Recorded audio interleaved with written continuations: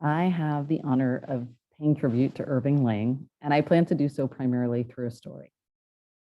So last week, I was on addiction consults, and I had the good fortune of running into Irving Ling on the wards.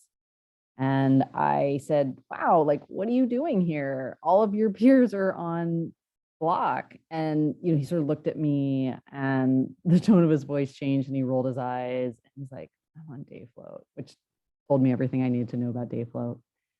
I should have known because he was carrying a piece of paper that had tons of names on it and tons of check boxes. Like, clearly, a huge amount of work was being done that day, probably just by him. And I thought he would brush me off and not want to talk, but he was like, yeah, what's going on? Made small talk with me because he's a gentleman like that. And I said, yeah, what are you up to? And he said, oh, well, I'm trying to call the AOD to get permission to take a patient to the roof deck. And that's going to be the third call I have to make. And he said, SFPC style. And I was like, what are you talking about? I was trying to see, like, rack my brain to see if SFPC style was a reference that I should know about from their class, because this is a class that has so many inside jokes on their text thread. It's not even funny. And while I was trying to get the reference, I was also just thinking about the fact that, whoa, now I know what to do to take a patient to the roof. Irving just gave me a total shortcut to how I would get somebody up there. And I said, yeah, SFPC style. And so we will say goodbye and good luck with the rest of your day. And, 15 minutes later, I triumphantly take my own patient up to the roof deck to smoke. And who do I see up there but Irving? But he's some distance away from me, and he actually didn't see me come out to the roof deck. Probably because I was close to the entrance, making a wind shelter so my patient could actually light her cigarette. Anyway, when a special thing happened, which is that because he couldn't see me, I could just spy on him. And when people don't know that you're watching them, you have the opportunity to see beautiful and amazing things. And that's what happened. The first thing that was beautiful and amazing was that all I could hear on the roof deck was laughter.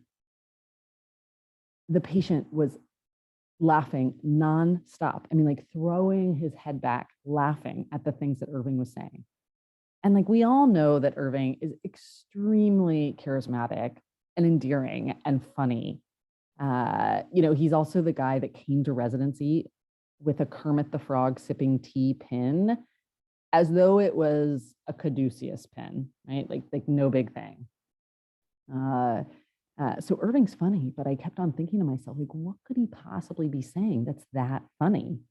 And I still don't know the answer to that, but it was so incredible. And it's such an example of laughter as medicine, because they were having such a healing moment together. And I always cherish the sound of that laughter. The other thing that I noticed that was beautiful and amazing is that as they walked closer to the entrance of the roof deck, I noticed that the patient that he was with was blind. And originally, in my head, I sort of said wow, they're sort of walking around looking at this view that the patient can't see. And then I dug deeper and reflected on the fact that obviously our perceptions are meaningfully impacted by who our guides are. And Irving was the guide for this patient.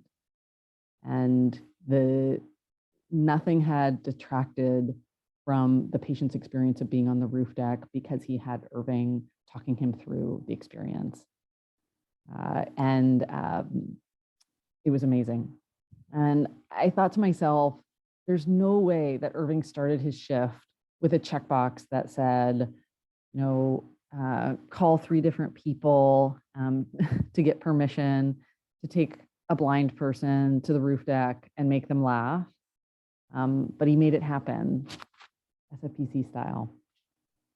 I am going to remember a lot of things about Irving, but nothing will be as easy to remember as the sound of that laughter on the roof. But I'm definitely going to fondly hold the memories of him teaching me about H-Mart, of him trying different tattoo positions, of him just being the most enviable person when it comes to epic inbox management. I will always remember the really incisive and, quite frankly, very difficult precepting questions he would ask me that I never knew the answers to. I will always remember him for his ability to express vulnerability. And I will always remember the meandering conversations that we had about life and career. All of these memories are so rich to me, but nothing will compare to watching him with the patient on the roof. Irving, I hope that you realize the ways that you share laughter and love with all of us around you. And I hope you internalize what an astounding doctor you are, not just for your well of compassion, but also for your clinical acumen. And I wish most of all that I continue to learn from you, both as a friend and a colleague, SFPC style. Congratulations and good luck.